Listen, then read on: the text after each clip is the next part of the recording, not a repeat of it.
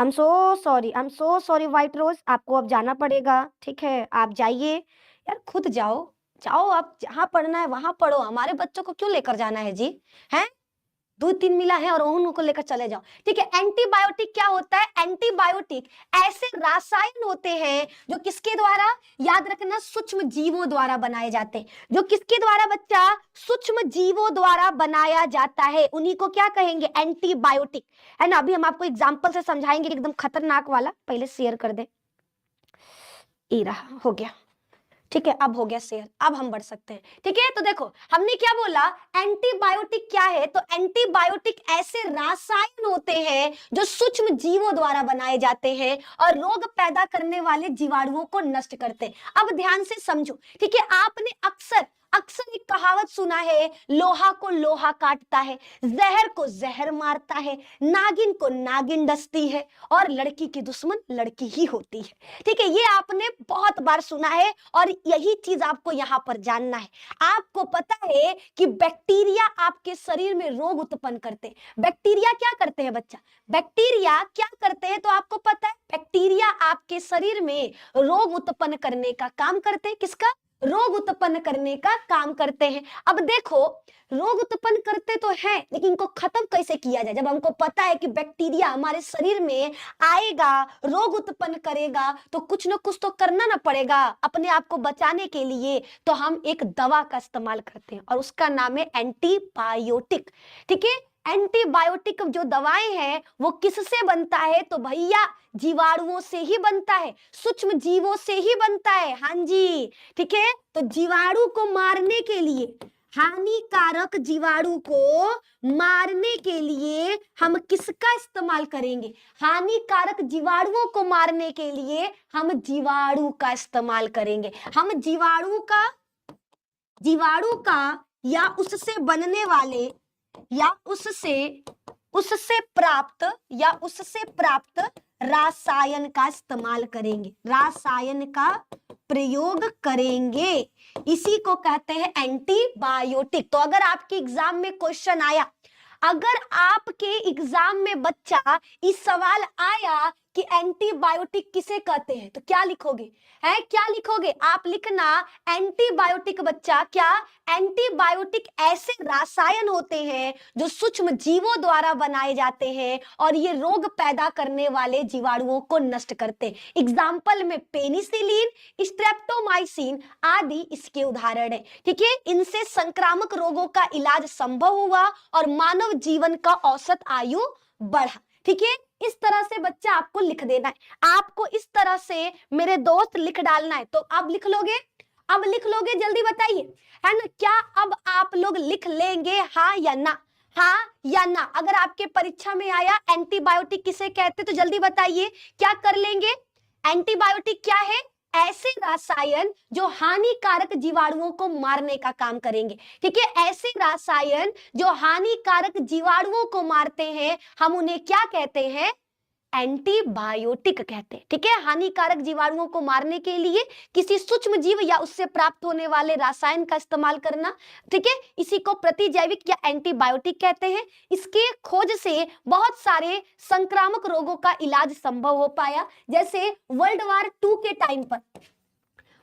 के टाइम पर बच्चा याद रखना, पेनिसिलिन का खोज हुआ था। पेनिसिलिन एक प्रकार का प्रतिजैविक है। ठीक है, ये किससे प्राप्त होता है? ये परीक्षा में कई बार आया है। पेनिसिलिन किससे प्राप्त होता है? तो याद रखना, पेनिसिलिन प्राप्त होता है एक कवक से। पेनिसिलिन प्राप्त होता है एक कवक से, उस कवक का नाम है पेनिसिलियम नोटेटम, है ना? उस कवक का क्या नाम है मेरे दोस्त? याद रखना, उस कवक का नाम है पेनिसिलियम नोटेटम, है ना? पेनिसिलियम लिख देते हैं, पेनिसिलियम, पेनिसिलियम नोटेटम, है ना? और इसकी खोज किसने किया था? अलेक्जेंडर फ्लेमिंग ने। ये भी आता है, इसकी खोज किसने किया था? अलेक्जेंडर फ्लेमिंग ने। ठीक है, ये आपको याद रखना है। बोलो, सभी को यहाँ तक क्लियर है? बोलो बोलो, क्या सभी को यहाँ तक हमारा बात समझ में आ गया? हर चीज क्लियर है? क्लियर है, ठीक है? क्लियर क्लियर क्लियर क्लियर, बहुत बढ़िया जवाब, है ना? बहुत बढ़िया। आइए आगे की तरफ बढ़ते हैं, अगले सवाल को देखते हैं कि नेक्स्ट क्वेश्चन क्या बोल रहा, दही बनाने में सूक्ष्म जीव की भूमिका। ठीक है, तो देखो हमको पता है दूध से दही बनता है, दूध से दही बनता है, ये हम सबको पता है। भैया दही कैसे बनता है, दूध से दही का निर्माण होता है। और ये कौन करता है, दूध से दही बनाने का काम कौन करता है, एक जीवाणु करता है, एक जीवाणु करता है। उस जीवाणु का क्या नाम है, लैक्टोबैसिलस। ठीक है, दूध से दही बनाने का काम जीवाणु के द्वारा होता है, उस जीवाणु का नाम है लैक्टोबैसिलस। लैक्टोबैसिलस नामक जीवाणु के द्वारा हम क्या करते हैं, दूध से दही प्राप्त करते हैं। अब सवाल होता क्या है, देखो दूध में पाया जाता है, दूध पियो ना मीठा होता है, दूध पियो कि नहीं मीठा होता है, लेकिन दही कैसा होता है बच्चा, दही खट्टा होता है। दही कैसा होता है, खट्टा होता है ना। तो बस यही चीज याद रखना है, क्या याद रखना है, दूध में पाया जाता है लैक्टोज शर्करा, दूध में पाया जाता है लैक्टोज शर्करा, और दही में पाया जाता है लैक्टिक एसिड। ठीक है, दही में पाया जाता है, क्या पाया जाता है, लैक्टिक एसिड पाया जाता है, लैक्टिक एसिड पाया जाता है। ठीक है, दूध में लैक्टोज शर्करा और दही में लैक्टिक एसिड पाया जाता है, ये सभी को याद रखना है। तो ये जो लैक्टोबैसिलस बैक्टीरिया है ना, ये दूध के लैक्टोज शर्करा को लैक्टिक एसिड में बदल देता है। किसमें, ये दूध के लैक्टोज शर्करा को किसमें बदल देता है, याद रखना लैक्टिक एसिड में बदल देता है। किसमें बदल देता है, लैक्टिक एसिड में बदल देता है। एक और चीज याद रखना, क्वेश्चन आएगा दही में कौन सा विटामिन अधिक मात्रा में होता है।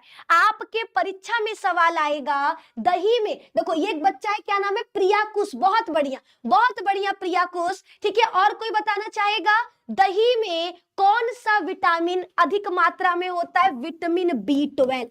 कौन सा, विटामिन B12, इसका मात्रा दही में अधिक होता है, ये याद रखना है। चलो परीक्षा में कैसे लिखेंगे, दही बनाने में लैक्टोबैसिलस नामक बैक्टीरिया दूध की लैक्टोज शर्करा को लैक्टिक एसिड में बदल देता है, इससे दूध जम जाता है। ठीक है, एक और चीज याद रखना, दूध और दही में हम किसको जल्दी पचा सकते हैं। ठीक है, एक बच्चे को ब्लॉक करना होगा, पहले तो हम सोचे फोन चार्ज में लगा दे, लेकिन ना ऐसा हमको नालायक बच्चे मिले ना कि चाहते ही नहीं है कि हम फोन चार्ज करें, है ना। रुको तो पहले 2-3 मिला को ब्लॉक करे, पहले गधा कहीं के निकम्मे, तुम लोग आते का है हमारे क्लासवा में जी, है A to Z नाम लेकर चले, मार देंगे पटाखा न छितरा जाओगे रोडवा पर, गधा कहीं का, एकदम गोबर है, गोबर कहीं का। एक ही चीज लिखे जा रहा, हम सोचे छोड़ो छोड़ो छोड़ो छोड़ो सुधर जाएगा, लेकिन नहीं सुधरना है। अब मोबाइल लेके बैठे हैं, चार्ज नहीं लगाएंगे, ब्लॉक करेंगे, करो एक को मैसेज, उल्टा सीधा कमेंट करो, दांत तोड़ के ना फेंक देंगे तुम लोगों को, कहां पर, कहीं तो फेंक कर देंगे। ठीक है, चलो अभी यहाँ पर दही बनाने में हम किसका इस्तेमाल करते हैं, लैक्टोबैसिलस का, याद रखना।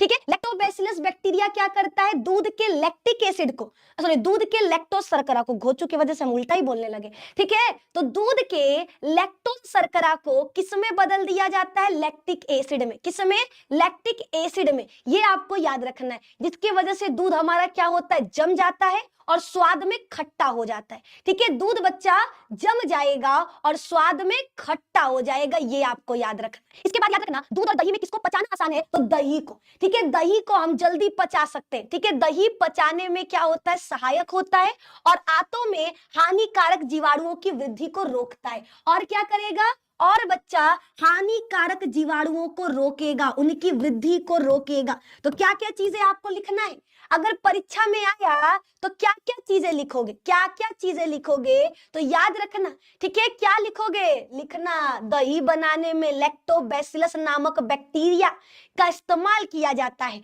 ये बैक्टीरिया दूध के लैक्टोज शर्करा को लैक्टिक एसिड में बदल देता है, एकरा वजह से दूधवा जम जाता है। ठीक है, और दूध से ज्यादा दही को पचाना आसान है, और ये दही, इसमें विटामिन B12 अधिक मात्रा में होता है, ये हमारे आंत में हानिकारक जीवाणुओं की वृद्धि को रोक देता है। इतना पॉइंट आपको लिख देना है ना, इतना पॉइंट बच्चा आपको लिख देना है, ये हो गया कंप्लीट। आइए बढ़ते हैं अगले सवाल की तरफ। ठीक है, बढ़ते हैं अगले सवाल की तरफ। नेक्स्ट क्वेश्चन है, जैव उर्वरक क्या है। ठीक है, तीसरा सवाल आपके सामने आ चुका। सवाल है जैव उर्वरक क्या है ना, जैव उर्वरक क्या है और इसके दो उदाहरण दीजिए। ठीक है, जैव उर्वरक किसको कहते हैं और दो एग्जाम्पल बताना है। तो मेरे दोस्त, जैव उर्वरक का मतलब होता है जीवों के द्वारा, ठीक है, सूक्ष्म जीवों के द्वारा प्राप्त ऐसे पदार्थ। याद रखो, जब हम किसी जीव का इस्तेमाल करके, जब हम किसी सूक्ष्म जीव का इस्तेमाल करके फसल की उर्वरक क्षमता को बढ़ाते हैं, ठीक है, किसी जीव का इस्तेमाल करके फसल की उर्वरक क्षमता को बढ़ाना, इसे क्या कहा जाएगा? इसे जैव उर्वरक कहा जाएगा। क्या कहा जाएगा? जैव उर्वरक। कैसे लिखेंगे? जैव उर्वरक ऐसे सूक्ष्म जीव होते हैं जो मिट्टी की उर्वरता को बढ़ाते हैं। यानी मान लो हमारे पास 1 बीघा जमीन, हमारे लगे 1 बीघा जमीन, 1 बीघा से 10 किलो गेहूं हमको मिल रहा था। हम क्या करेंगे? जैव उर्वरकों का इस्तेमाल करेंगे। इससे क्या होगा? जहां पहले 10 किलो मिल रहा था ना, अब 50 किलो मिलेगा। अब 50 किलो मिलेगा। ये आपको याद रखना है ना, ये बच्चा आपको याद रखना है। बोलो क्लियर है? तो जैव उर्वरक किसको कहते हैं? ऐसे सूक्ष्म जीव जिनका इस्तेमाल कर, ऐसे सूक्ष्म जीव जिनका उपयोग कर हम मिट्टी की उर्वरता को बढ़ाते हैं, उसे जैव उर्वरक कहते हैं। एग्जाम्पल बोला है दूगो, एगो नाम याद रखना राइजोबियम, एगो नाम याद रखना नीलहरित शैवाल। राइजोबियम बच्चा दाल वाली फसलों के जड़ों में पाया जाता है। ठीक है, जितनी भी दाल वाली फसल है ना, दाल खाए हो कि नहीं? ठीक है, मटर का दाल, रहर का दाल, अरहर का दाल, मूंग का दाल, काली दाल, पीला दाल, हरियर दाल, भैया जितने भी दाल होते हैं, ठीक है, तो दालों के जड़ों में गांठ होता है। उस गांठ में एगो बैक्टीरिया पाया जाता है, उस गांठ में एगो बैक्टीरिया पाया जाता है, ओकर नाम है राइजोबियम। राइजोबियम कहता है, क्या कहता है? देखो, ताली दोनों हाथ से बजता है। अगर हम आपको फ्री में पढ़ा रहे हैं चिल्ला चिल्ला कर, अभी हम देखो 10th का क्लास लेकर आए, 10th का क्लास 2 घंटे का लेकर आए हैं, 7 बजे तक उनको पढ़ाए, तुरंत लब से आपके क्लास में आए हैं। काहे कि भले आपको फ्री में पढ़ा रहे, लेकिन हम आपको एहसास नहीं होने देते कि भैया हम फ्री में पढ़ा रहे। हम उतने ही मेहनत से पढ़ाते जितना कोई बैच वाला पढ़ाएगा, ठीक है, उतने ही मेहनत से हम आप लोगों को पढ़ाते हैं। तो ताली क्या होता है? दोनों हाथ से बजता है। हम आपके लिए कर रहे हैं, आप भी हमारे लिए कर रहे हो, इसीलिए हम यहाँ तक पहुंचे हैं। ठीक है, वही तरह हमारे राइजोबियम जो हमारा बैक्टीरिया है, वो कहता है कि ए दाल, क्या कहेगा? ए दाल, हम तुमको न लंबा कर देंगे, तुम्हारी लंबाई को बढ़ा देंगे, तुम्हारे फसल की मात्रा को बढ़ा देंगे। दाल वाला कहेगा कैसे? तुमको नाइट्रोजन देंगे। अच्छा, बदले में क्या लोगे? तो कहता है राइजोबियम, तुम हमको न अपने जड़ में रहने दो, तुम हमको अपने जड़ में रहने का जगह दो। जैसे कहते हैं, गनवा गाते हो ना, दिलवा में जगह दे दा। बस वही तरह राइजोबियम कहता है, जड़वा में जगह दे दा, बदले में देव हम नाइट्रोजन। का गाना गाती हूँ? मत गा बहन, जो बच्चे आए भाग जाएंगे, अनसब्सक्राइब कर देंगे तुमको। ठीक है, कृपया करके अनसब्सक्राइब मत करिएगा, गाना नहीं गाएंगे। ठीक है, यहाँ पर बस याद रखना है, क्या याद रखना है? कि हमारा जो राइजोबियम है वो नाइट्रोजन देगा दाल वाली फसलों को, और दाल वाली फसल क्या करेगी? बदले में अपने जड़ में उसको रहने देगी। यहाँ पर उन दोनों के बीच में कौन सा संबंध है? सहजीवी संबंध। यहाँ पर राइजोबियम और दाल वाली फसलों के बीच में सहजीवी संबंध है, यानी दोनों साथ साथ जीने की बात कर रहे हैं, सहजीवी संबंध। ठीक है, तो ये हमारा एगो एग्जाम्पल हो गया। दूसर का एग्जाम्पल क्या याद रखना है हमारे मुन्ना लोग? दूसर का है नीलहरित शैवाल। कभी आप लोग हैं, जितने भी बनते हैं यूपी बिहार के बच्चे, कभी खेती करने गए हो जी? हैं, बोलो। कबले बाबूजी के होटल में खइबा जा, कब्बो न कब्बो तो कमाई के निकले के पड़ी, कब्बो न कब्बो तो मजदूरी करे के पड़ी बेटा। ओ दिन पता चली कि बाबू लोग कितना मेहनत करके, कितना अपन पैर चप्पल घिस घिस के तोहन लोगन के पलले हुआ, है ना? तो ओ दिन पता चली। तो जौन लोग अभी तक नहीं देखे, कृपया करके धान के खेत में जरूर जाए। ठीक है, धान के खेत में देखोगे तो भैया आपको हरा रंग का काई दिखाई देगा। ठीक है, धनवा के खेतवा में पनिया के अंदर ना आपको हरा रंग का, ये तो हमारा धान का खेत मतलब फसल है। ठीक है, यहाँ पर आपको हरा रंग का काई देखने को मिलेगा। वो काई नहीं है, वो नील हरित शैवाल है। वो नील हरित शैवाल है जो धान के खेतों में आपको देखने को मिलेगा, नील हरित शैवाल। ठीक है।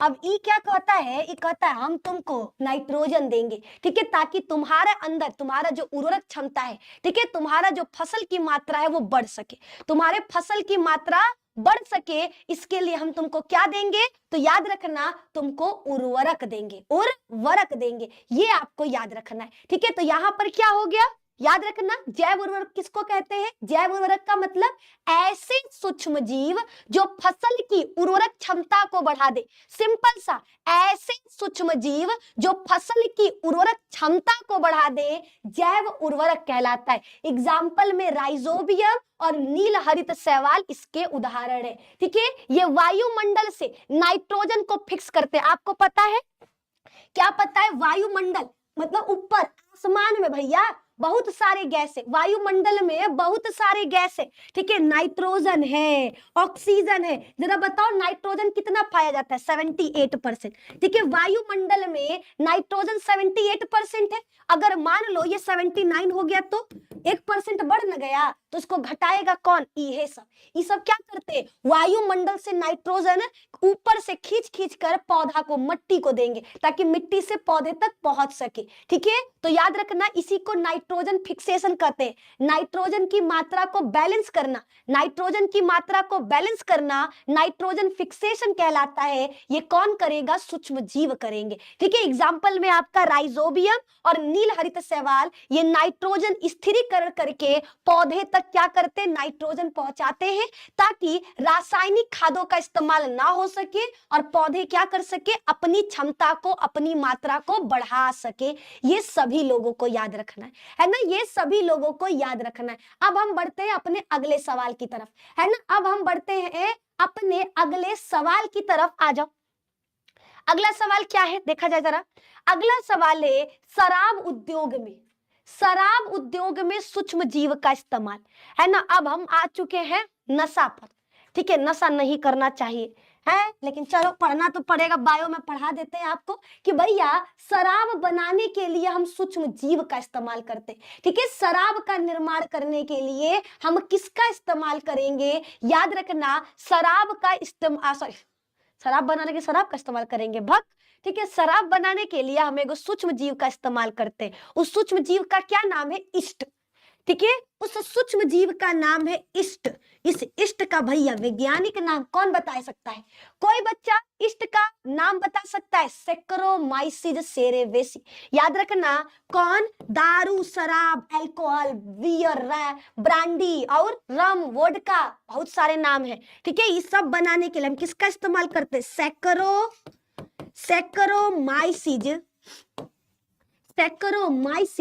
सेरेवेसी, सेरेवेसी हम इसका इस्तेमाल करते हैं, किस लिए, किस लिए बच्चा, तो याद रखना सेक्रोमाइसिस सेरेवेसी का इस्तेमाल किया जाता है, किस लिए किया जाता है, तो मेरे दोस्त बियर बनाने के लिए, ठीक है, दारू शराब बनाने के लिए, इसीलिए इसको हम लोग ब्रीवर्स ईस्ट भी कहते हैं, ब्रीवर्स ईस्ट नाम याद रखना, इसको ब्रीवर्स ईस्ट भी कहा जाता है, क्योंकि ये शराब बनाने का काम करता है। अब लिखेंगे कैसे, देखो, शराब उद्योग में ईस्ट यानी सेक्रोमाइसिस सेरेवेसी का उपयोग किया जाता है।